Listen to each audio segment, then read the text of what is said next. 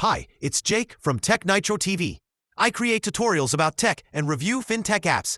At sa video na ito, ipapakita kung paano i-cash out ang GCash balance sa isang tindahan.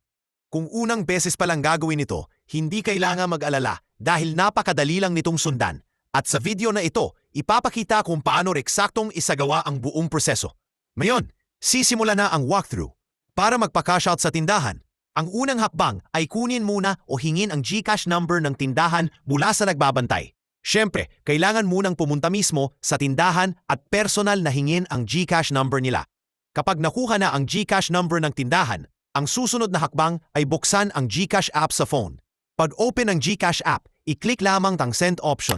Pagkatapos, i-click ang express send. Dito ilalagay ang GCash number ng tindahan. Siguraduhin na hindi magkakamali sa pag-type ng GCash number na ilalagay. Pagkatapos niyan, ilalagay naman dito kung magkano ang halagang ika-cash out. Halimbawa, kung magka-cash out ng 1,500 pesos, ilalagay lang dito ang halagang 1,500 pesos. Ngayon, ito ang mahalagang tandaan. Kapag nagpa-cash out sa tindahan, karaniwan ay may kasamang service charge. Siyempre, hindi rin pwedeng libre ang serbisyo na ibinibigay nila. Kadalasan, sa ilang lugar, may charge na 20 pesos para sa bawat 1,000 pesos na ipapa-cash out. Kaya ang charge para sa 1,500 pesos sa ganitong setup ay humigit kumulang 30 pesos. Pero nakadepende pa rin ito sa tindahan. Siyempre, may iba na mas mababa ang charge at mayroon ding medyo mas mataas. Mas mabuting itanong na lang direkta sa kanila kung magkano ang eksaktong charge. Dito, pwedeng isama na agad sa pag-send ang 30 pesos na charge para buo pa ring 1,500 pesos ang makukuha. O pwede rin na ang 30 pesos na iyon ay ikaltas na lang mula sa 1,500 pesos na ika-cash out. Itanong na lang kung alin ang mas mabuting arrangement para sa kanila.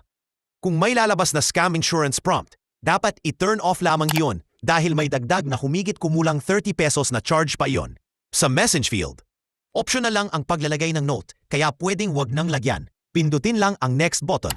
Dito, i-check lamang ang checkbox na makikita sa screen.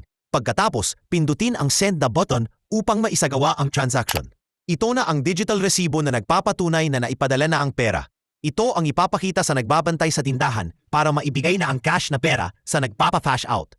Maraming salamat sa panonood at hinihikayat ang lahat na mag-like, mag-comment at mag-subscribe para sa mas marami pang tutorials.